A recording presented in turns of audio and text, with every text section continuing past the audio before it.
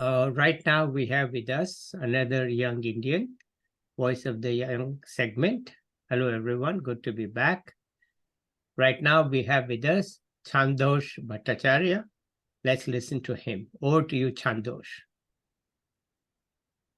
Thank you, Dr. Mathur, for really not only giving me this opportunity, but giving this opportunity to many young Indians like myself. And I'm sure that all of us are really grateful for that, and we definitely cherish it. So um, I am based in Kolkata. I live in a small suburb near Kolkata, and I presently work at Pratichi India Trust. So it's a research-oriented NGO basically, and it was founded by Professor Amartya Sen. And our trust areas are in education, healthcare, these things. So I presently work there. I plan to pursue my further education in next year, most probably. So today, what I have thought to just share a piece of my mind, if I may say so, is basically a part of it is from my own experience, from visiting the field, from analyzing the primary data, also reading relevant research literatures and analyzing secondary data. And the thing I have found that's very important, but it's kind of missing, that where is the people in the policy process, especially there are many kind of policies, right? So there are exchange rate policies. I mean, I'm not saying that we need exchange rate policies to be people centered. That No. kind of ludicrous thing to say. But the social policies, right? Employment generation policies, cash transfer policies, um, policies relating to education and health, those things. Um, there are, in some cases, there really India has made innovations to make those policies people-centric, but again, in some cases, they are sorely lacking. And what I wanted to share is uh, just what I think, and of course, Dr. Mathur can not only can and he will add to those thoughts of mine. And so this is what I have in mind. So now, just briefly, so the thing is, one thing that's after India became the most populous country in the world, one thing we are hearing much more, we are hearing it before also, but it's much more in the news now, the idea of demographic dividend. So everyone is talking about that India has a huge demographic dividend, and that's a fact. We have a demographic dividend. We have that raw human power, and we need to channelize it. But to make that demographic dividend work, because we are not really in the 18th or 19th century, right? That we can just make those people go to a mill and let them shovel coal. They don't need any training, nothing like that. That world is long gone. So in the present world, to harness the demographic dividend, we need to make the populace have some skill, and they really need those skills. Without those skills, the demographic dividend, again, not my word, will turn into a demographic burden. So, and the basic thing about skill is it boils down to education and also healthcare. That's the basic thing. I mean, Yeah. there is no denying that. It always boils down to those two things. So, and regarding education, we are making progress. Definitely, we are making progress. Um, there are, especially in higher education, but at the basic level, at the level of school education, primary education, secondary education, there are problems. And if we look at the ESSA report, uh, the annual survey of education report that is been published for almost 20 years now, I think from 2004, like that onward. So, and they are showing us that in basic numeracy skills, basic reading skills, both in mother language and English, there are serious skill gaps. So, I mean, these people will not disappear, right? These people No, will not disappear. no. They will not disappear. They will grow up.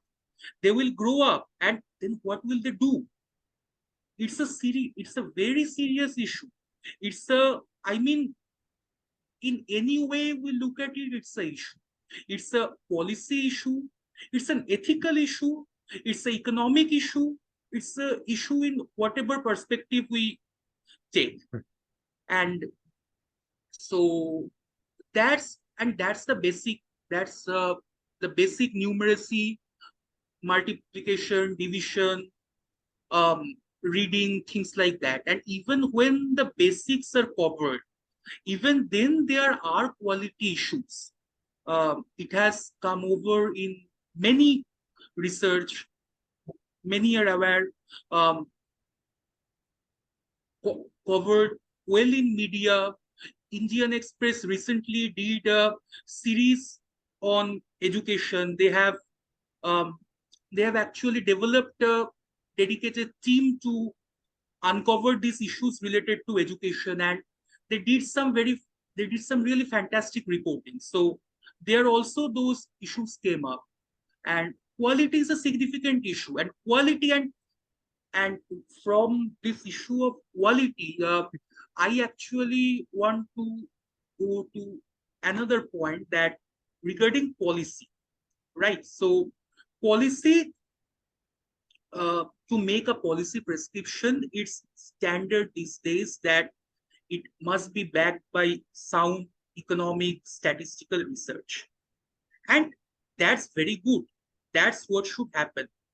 But the problem is when we need to measure something like how the teacher is teaching in the classroom, how to measure that, um, to get to a definition, that's the hardest part here, right? How do you measure? Because there are many, people are trying to do many things. People are using machine learning, things like that. They're using speech recognition, what kind of word teachers are using. And that's good. But that's a problem also in the context of India.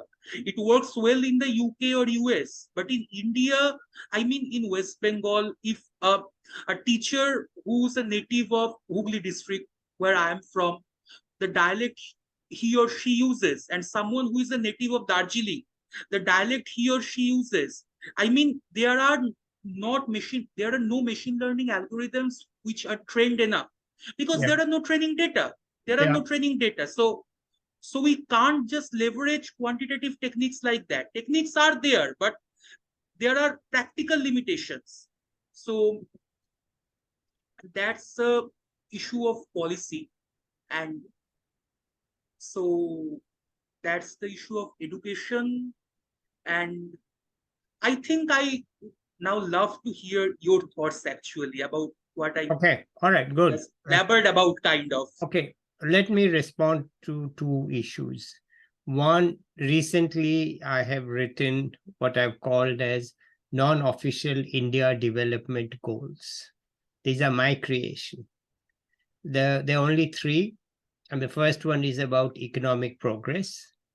And in the first goal, 1.1 is to look at the other side of the education, which is to say that we have to create enough jobs for people of all skill levels. It's a recognition of the fact that no matter what we do now, there are children now 14, 15 who have already gone through schooling. Yeah. And they are looking at 16, 17, 18, they are looking for a job. There's nothing you can do. It's too late. Okay. And the demographic force, there are millions of such people going to come in the next 10 years. And skilling, yes, you can start teaching them some practical skills. Yes, you can. But the basics are gone. They're just too bad. I read Acer like you, and there's no need to convince me that, look, this is not working. Okay. It's not working. And it didn't work 10 years ago. So what about the kids who were born 10 years ago? They're already passed in middle school, and once they passed middle school, a remedial education is very difficult. But you can give them some practical skills. But the economy has to recognize that we have failed there, right? We have failed. There's no question. So why not now turn to the demand side, okay, and say, listen, how can we create jobs for these people? Because otherwise, the demographic, you call it burden, I call it debacle. We are going to have a demographic debacle. Yeah. They are all going to be put in the services sector. Okay. Services sector means nothing. Okay. Underemployed, doing nothing. Okay. There are 3 people standing in a shop. Okay. In a dhaba, there are 3 people. Yeah. They are underemployed. Okay. So we are. And the downward push on wages is already too massive. Yes. Where will the wage go after this? Yes, exactly. So, okay. So that's my first point in response to your question or your issue of demographic. On the education itself, it is, I think, too hard, as you rightly said, to measure the input, okay, to judge and assess the input. It is teachers. It's very hard. It's too tough. And, where are you going to collect all the data and then, get evidence and all? Okay, it's too hard. So I would focus on what you have already focused, the outcome, what Acer does. Outcome, okay. Can the 5th standard girl do 2nd standard reading or mathematics? And the answer in Acer is mostly they cannot. So the outcome is known. And frankly, I say that, look, the job is done by the state governments. It's not done by the central government or the union government. School education is controlled by the chief minister. And I don't see any chief minister really doing a much better job. I don't. No. And I certainly don't see. Agree with you. Yeah. So we need to really think, look, what can non-profit institutions do? How can they harness? And, of course, we have Pratham, which is doing quite a good job. Yeah. But it's not enough. I meet people who are 18, 19, 20, 21, and they are poorly educated, but they have not gone through Pratham at all. And so Pratham cannot catch everybody, and no matter how good a job, we need many more Prathams. And not only with the same approach as Pratham, but actually tackling the problem that Acer lists out. So there's only, we can keep saying the right recommendations and so on, but nobody is going to implement them, or very few chief ministers are going to implement them. Yeah. We need to go at it from the non-profit institutions. There's just no other way. We have to recognize that the political system is not going to change that quickly. Go to states like Bihar, people told me, sir, that when you are a student in a district university, they don't even complete their education in 3 years because the university don't start on time, the classes don't happen on time, the exams don't happen on time. You are lucky if you get your degree in 4 years, even if you are a proper student, because there are no exams, and some are doing in 5 years. So what do you expect in the school level? And nobody's interested. So there are many, and when you look at India, yes, there are states that are good, but the big states, we have a problem. So the only way I see out is that the young people, there's good money available in India these days from CSR and from other sources. They have a chance to show what they can do, and they are doing. But it's very random. Everybody I talk to says, oh, when I was in BA, we used to go to the slums and teach. But, going to the slums to teach for some time is not going to the village. It's not going to the village. And there's no way that these college students can go to the village and teach. Something has to be done. And we can talk about it a bit offline, because I don't want this to be about me. I want this to... No. Okay, fine. So then that's enough from Yeah. me. And so please continue. Yeah. Actually, picking from what you said regarding especially the issue that I also mentioned, that basically in case of education, input is noisy. It's hard to measure input, and Esser has looked at output, and that's extremely important, because output that can be easily quantified. Somebody just can't do class 5 level division at class 10. So that can be easily quantified.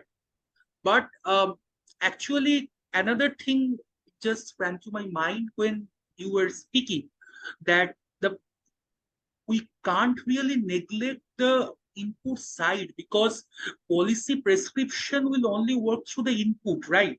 Yes. Because if we can't understand a causal channel, however I may define the word causal, if we can't understand the causal channel, an agreed upon causal channel,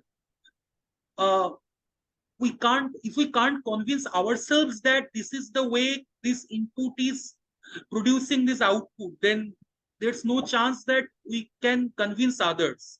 True. And that's one thing I just came to my mind. They do measure teacher absenteeism. It's very crude. It's how often, there's very crude measure, that how often do the teachers come actually to teach, how often do the students actually come to the class. All these, there are some studies, but if you want to actually assess teacher effectiveness, that's very tough. It's very tough, because what you can do is compare across schools. So you take one district, right? Because the dialect and all that issue doesn't come. And then you take the schools with similar budgets, and then you look across the schools. You're not assessing the students then. You're assessing the difference in teaching. So if in school A, 20% of the students can do the mathematics problem, but in school B, 50% can do, then you can backwards say, okay, it must be due to the teaching, because the other circumstances are similar. So you cannot do teacher comparison. You can do school comparison. But for that, you need to get primary school level data.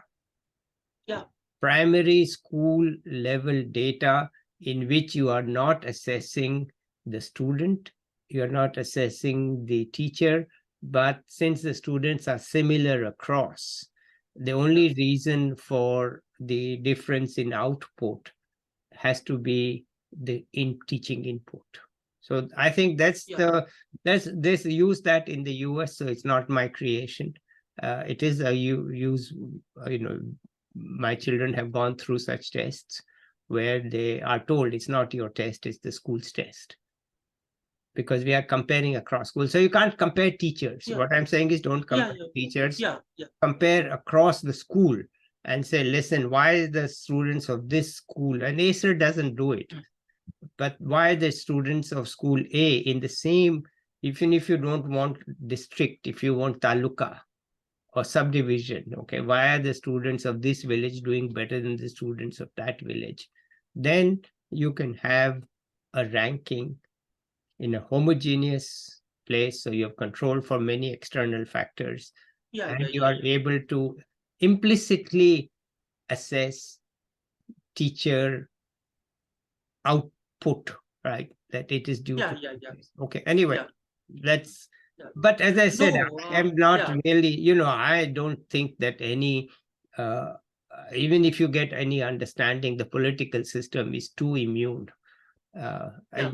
The teachers are there, they've been there for 15 years, 20 years, and they have jobs. You are not going to change them. You're really not going to, Yeah, when you it's not say, possible. yeah, when you write a recommendation, you don't realize that the system is entrenched. People who got their job, who are now 35 years old teachers, they have been already teaching for 10 or 12 years in a particular way. And you're not going to fire all of them. You're not going to make them do any better. I'm sorry to sound cynical and pessimistic, but No, it is yeah, the truth that you can't suddenly go to a 40-year-old school teacher who still has 20 more years and say, listen, you got to do a better job. And teacher will say, look, this is how I teach, you go to hell. So, yeah, yeah. so what is I mean, the, he or she will just tell that in different languages. yes, That will only differ. Nothing yeah, other than that. yeah. So But yeah, I find it a bit futile and frustrating, but the only option is that fortunately there's enough money, there's online, and we can develop materials in the local language online, starting say from fourth or fifth grade, so that at least some lucky students, lucky in the sense that they either have the talent or their parents have the money to get them the hardware device. which they can access, they have the internet and so on. But that has to start. What I'm saying is that has to start, Yeah, yeah, because we definitely. can't wait to do causal analysis and write recommendations. No, yeah, And then yeah, you go to the teachers and they say, no, sorry. Even the principal says, don't waste my time. If the school inspector comes and he says, but they're permanent jobs, in the political system, there's nothing that you can do. And yeah, then what is the young batch of teachers coming up? They may be more optimistic, but what say will they have in the school? The principal will just yeah. have to keep quiet, nothing. And so They it's, need to adjust to the system. yeah, they need to adjust to the system. And unless the chief minister and education minister make this the number one priority, and even then, what can they do? They are not able to change this system, or at least not enough in quick time. That's what I'm saying. Yeah, So let's try to create the online alternatives for even young children, because yes, they can't all afford the phone, but if they are not, Wi-Fi is not in every village, but cellular is. And if we can deliver at least some quick lessons from cellular to young people, that would be a big start. Anyway, that's my prescription. uh, but yeah, no, yeah. I mean, I completely agree with that. I mean, anybody who has done some work or some reading regarding this, I mean, we really need to harness the potential of online, yeah, because that's one. It might not be a silver bullet, but it can be a bronze bullet, if yeah, I can say so. yeah, Yeah. please, yeah. Okay, So good. Let's discuss something else on your mind. yeah, yeah. So actually, drawing from the last point, previously you said that um, regarding using the NGOs, and that's also a very important thing. But the main idea that I wanted to discuss actually, and I am trying to come to that from the point of using the NGOs for really filling the gap, so to say. Uh, the issue is that, as I have seen to an extent and felt to some extent, NGOs, there are many NGOs doing really great work. I mean, everybody knows that. But the issue with NGOs, as always, is scale. To scale the solution, right? Yeah. To scale the Yeah. solution. Yeah. I mean, there are 10 NGOs and they are using 10 different ways and they're delivering more or less the same results. So, but there is only money for one of them to scale their solution. So that's one issue. That's the issue of money. That's a different issue. And as you also said, I also think the money is available now. So uh, more than that, the issue is when that NGO, that organization is deciding to scale a solution, right? Um, because when it is working in a very in a community environment, in a village, maybe at most at a subdivision level. I mean, there are very few NGOs who work concertedly at a district level, as Yeah. far as I know. Yeah. So, so when they're thinking of scaling up, um, they will need data. Yeah. Because they will need data because at a community level, I mean, there is a thing which can be called kind of thick interaction. We talk with people. By talking, we know things. That's also data. Technically, that's also data. So, but when we need to scale it to say a district level, I mean, talking is not feasible. Yeah. There are more than a crore people in Hooghly district where I'm at. Yes. So, I mean, you can't talk with them and just do your work. So, and this data, this problem of data, as I was saying, that I wanted to talk about people-centric policy. So, and here I want to bring that issue that this data, the NGO isn't equipped, the NGO isn't trained to create that data, to maintain that data. Here, it must be the government. Otherwise, I mean, not the if may not the government directly through some big organization. And the money, frankly, I don't see the money coming from any other sources except from the government in this case. Because I mean, there are not much tangible results in the short run because it's mostly positive externalities, if I can say so, right?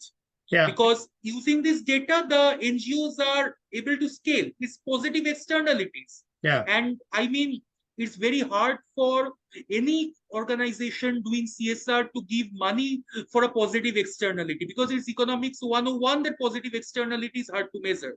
Yeah. We can't measure that.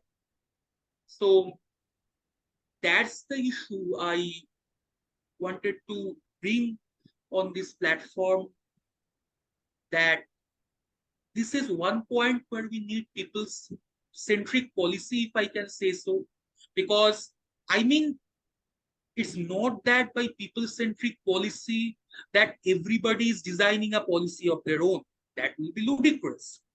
But I mean, those who are in the position, those who want the NGOs in this case, they need to scale, and that to be able to scale that data, that must be the whole infrastructure need to be provided by the government or a public institution, because I don't see proper incentive for private institutions to step in this place, and small No. private institutions won't do it. No. It needs really big money. Yeah. Agree. So, and regarding this, I mean, and there are actually examples in present examples in India. For example, Manrega. Manrega maintains a brilliant portal. It's updated. You can probe down to the village level. So, I mean, it's not that it isn't something we have heard in the Indian context. It's not that it's something that's not possible, but why just stop at Manrega? For example, one policy which I feel would be very important in the future, that is the issue of portable ration cards, because the jobs are concentrated in few big metropolises. There is huge spatial inequality in India, and in vast swaths of the land, there are no jobs. So people are migrating to these metropolises, and they're working as informal laborers. One day they have a job, the next day they don't. So they need to eat, they need to survive. And for that, the ration cards. Now, portable ration card has already started now, as you may well know. Yes. So, but the issue is that need to be scaled. There need to be a properly maintained data set, a dashboard that anybody can access. Because if that is done, there somebody is facing a problem. Somebody is facing a problem, then an NGO can step in. They will write the letter. They will see the dashboard, that they will say that, look, here it is showing that due to this reason you can't access your ration. So they will show them the way. But if that dashboard, if that data is not available, I mean, the NGO can't do anything. The NGO can provide the ration, but for how many days? Yeah. How many days can they provide the ration? So that's not feasible. No. So that's basically the main idea that I kind of had in mind, and wanted to share. And I will now very much like to hear your thoughts on it.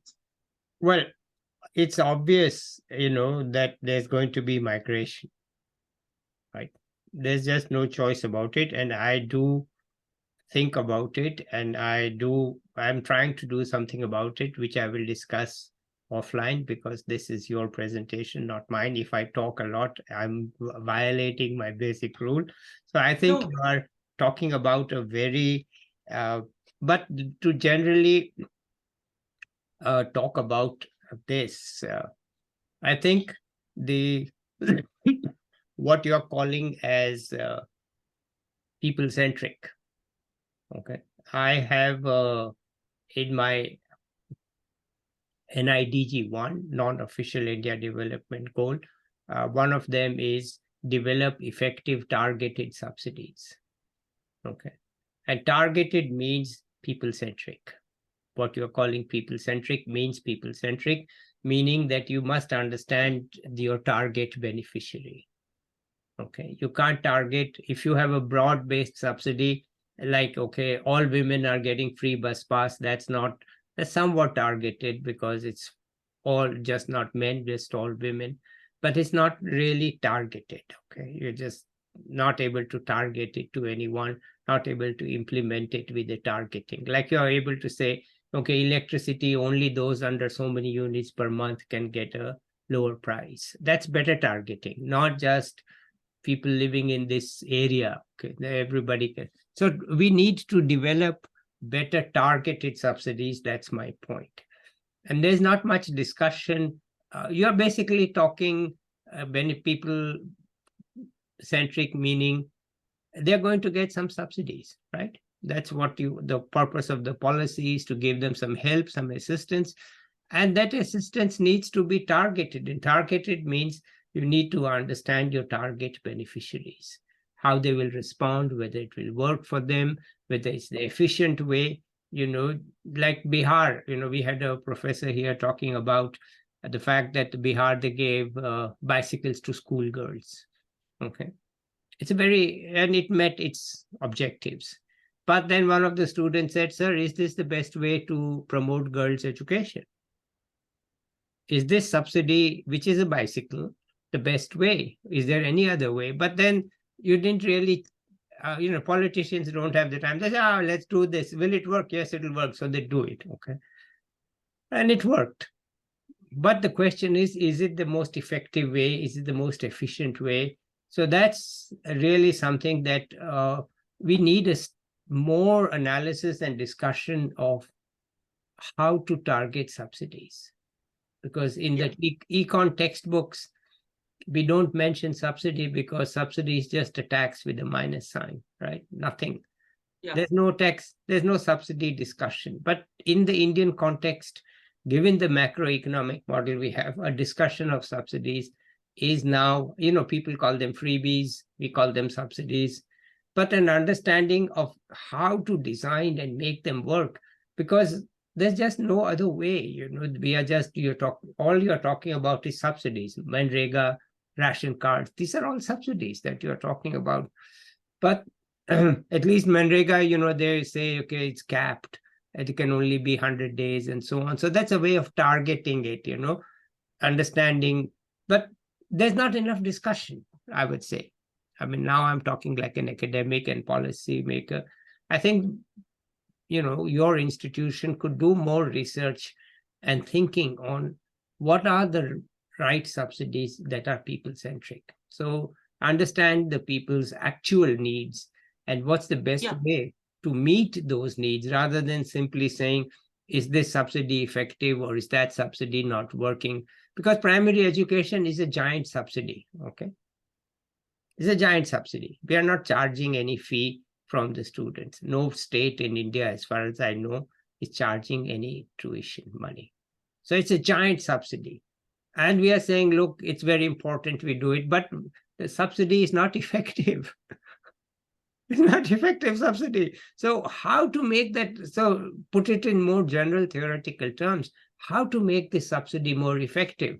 The World Bank gives money to $1 billion loan to the union government, Sarva Shiksha Abhiyan. But the World Bank is lazy, they just give the money into the budget, okay? They do an analysis and they say, fine, this is the way. But how come this subsidy is not meeting the needs? That it is not meeting the needs is clear from Acer, right? Yeah. It's clear. There's nothing, Acer is not biased. They are not, all the research. So I think that's the broad theory. Remarkable reputation. Yeah. So that's the broad theoretical framework, that if you want a theoretical framework, then why is this giant subsidy not effective? And where can we find places where it is better, more effective than in other places? And then if we can find those, what is the reason for that better effectiveness? Is Kerala really doing a better job? Is it doing a better job? Is Tamil Nadu doing a better job? I mean, they have the free midday lunch, that is a subsidy. So we are really talking about designing and administering subsidies. I mean, you and I today, when you say people-centric, we are saying, look, better design of subsidies, it should be effective. I call it effective and efficient. Okay. That, is it effective? Yes. But is it efficient? Yes or no? You can give both ways, like, how to understand this. I think in India, we really don't have enough analysis. The public is skeptical until the subsidy comes for them. Okay. IIT shouldn't charge full money. Good, I want that subsidy. But if they are subsidizing some ration shops, that's bad. Okay. But I shouldn't have to pay full tuition in IIT. Why? Well, it's good for the country. And college education, it shouldn't be subsidized. It should be subsidized. So you want your own subsidy. You don't want other people's subsidies. So it's a bit confusing, I must say. I don't have clear answers. I mean, IIT, people are saying that IIT should take the full tuition, but nobody is telling that Fiji shouldn't take the full tuition for the 4 years his or her son or daughter do classes to get into IIT. Yeah. So nobody is asking that question to Fiji or Akash or Alan or etc. etc. I mean, yeah. Yeah, actually, the budget for preparation to get into IIT now exceeds the IIT budget. Yeah. So the question is, why are we, people are spending more money to take tuition to get into IIT, to get into Delhi school, to get into ISI, than you are charging there. So how is this crazy situation now that we face Anyway, enough from me. You please, I want to hear from you. Not Yeah. No, I just, as you were saying about that bicycle scheme in Bihar, just wanted to mention actually the bicycle scheme was, I think, first implemented in West Bengal, and it was implemented in 2014. And in Bihar it's only for girl child, right? yes, but Bihar is before anybody else. It's 2005. West Bengal is Oh, later. Okay. no, West Bengal is 40. No, I thought that the papers are coming up right now, so I haven't looked at the papers, but I thought that, yeah, no, West Bengal, it's 2014, but West Bengal, I think it went completely the opposite way of what you were saying as targeting, because West Bengal, it was for all the students of government institutions, government and government aided schools. And in fact, I also have a bicycle which I use because I studied in a government aided school. So it was in 2000, it started in 2014, and I don't know if it's continuing till now, but that's just an anecdote I wanted to Okay. mention. Okay, good. So you have told us so many, many important things. Anything else you have on your mind? No, I mean, not like that. Just I will mention by saying two things. One is, as we were discussing about policy, and I mean, you have uh, quintillion times more experience than me, but uh, what I have felt and to some extent experienced that, especially in case of policy, at least in places like India, uh, what matters more than the analysis is kind of Yeah. the rhetoric of your argument. I mean, your argument must have a good rhetoric, a good punch to it. um, that's the thing I think matters. And another is, I'm it's kind of a book recommendation for anybody who might be listening, and I'm also currently halfway through this book, and but it's a fantastic book, and it is really opening my eyes. So the book is, um, mm, wait a second, I really forgot that. Yeah, sorry. Yeah, I forgot the first word actually. The name of the book is The Moral Economy, and the subtitle is Why Good Incentives Are No Substitute for Good Citizens. It's written by economist, and he's also many other things, Samuel Bowles. It's written by him. So, as the subtitle of the book suggests, I mean, Bowles is suggesting that uh, is not that incentives are not needed. Incentives are extremely important, but I mean, there is hardly any person who operates only on self-interest and incentives, who is completely devoid of any type of morals. And for effective public policy, we need to use incentives and morals, ethics, that sense of the people as complements, not as substitutes. So I will end.